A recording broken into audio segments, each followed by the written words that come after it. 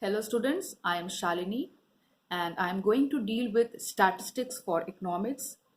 The very first chapter is for the introduction of this statistics as a subject. And in the first chapter, we are going to study about why we are studying economics, how this statistics is used in economics, what are the features of statistics, both the plural sense and the singular sense, what are the different stages of statistics, what are the limitations or you can say functions and limitations of statistics. All these things will be covered in the first chapter, that is your introduction chapter. Now in this module I am just going to deal with the portion why we are studying economics.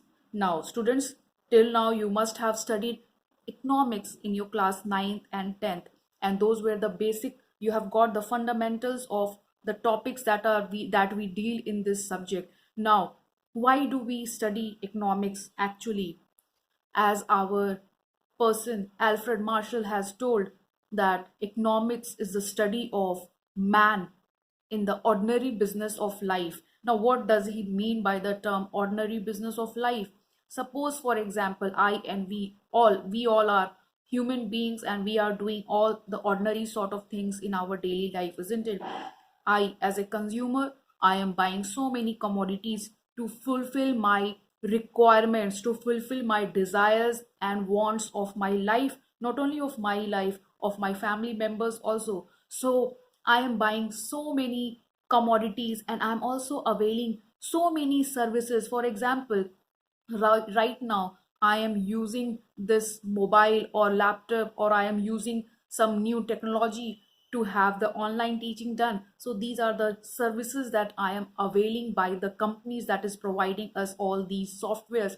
So what I am trying to say, that as a consumer, you and I, all people rather, are buying goods to satisfy our wants, our unlimited wants, isn't it? So we are consumers in the economy. Now let's talk about the next ordinary thing that we do, the next daily things that we do, that is the sellers that is there. All the people who are in the market, who are providing these produced goods and services to us, are the sellers of the goods and services. Coming to the third daily thing that happens is the production of goods and services.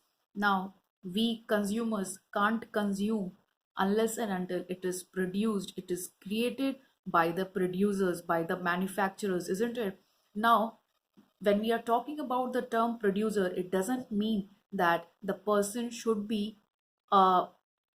should be creating some commodity only. For example, I as a teacher, I am also producing some service to all of you, isn't it? I am providing my service to all of you. So that is also production of service right now. So as a producer, that is a producer is providing its service, producing some, creating some new commodity or creating some new service, and it's giving to the people who want them to satisfy their wants. So producers is also one of the category that happens in our daily life. Now we have so many employers, people who hire others to get their work done, and they pay salary, they pay wages. Those are employers. We also have employees also, that is the people who are doing the work in for some other person. So all these are our daily life activities, or daily, you can say, people who are involved in the daily activities. And when we study about all those things, it is under economics. Now let me just clarify it better, in a better way.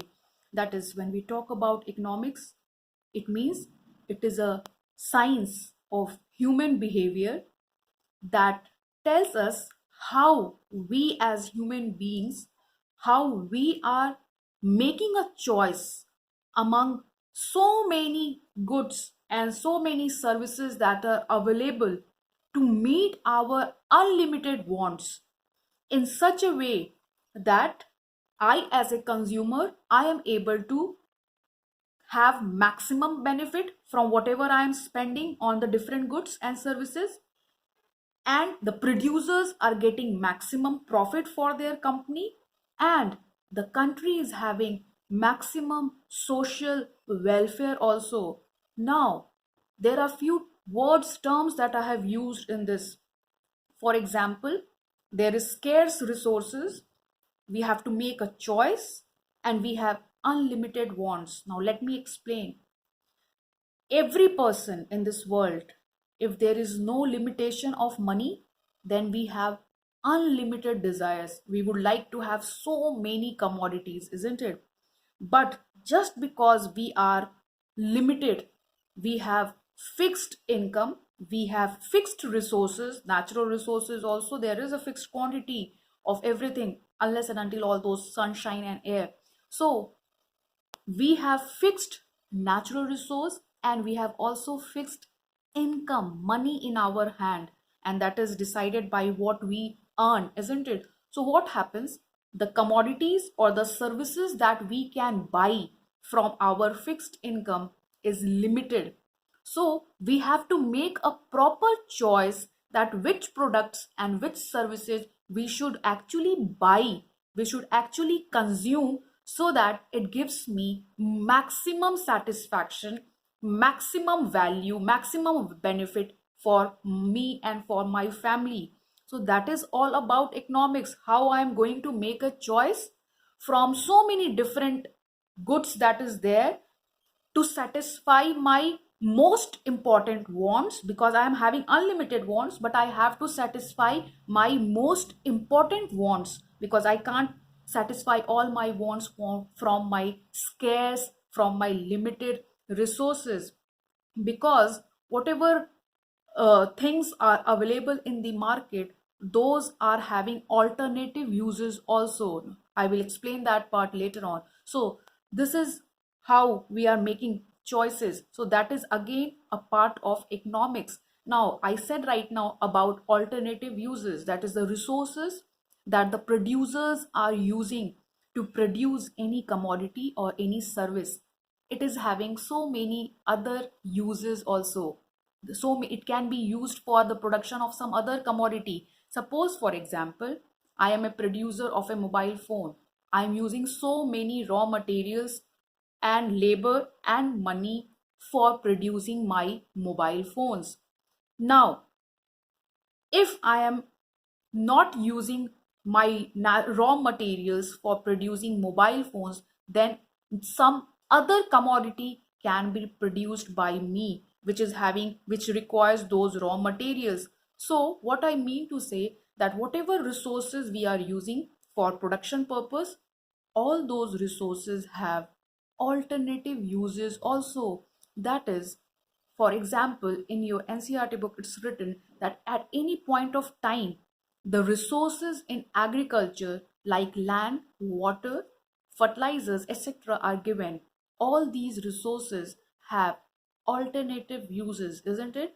In even in farming also, if the land is not used for the production of wheat, then it can be used for the production of rice, or for the production of any other commodity, any other crop. So the same land, the same people who are going to do the work, the same raw materials, chemical fertilizers, my machines can be used for the production of some other crop. So simple.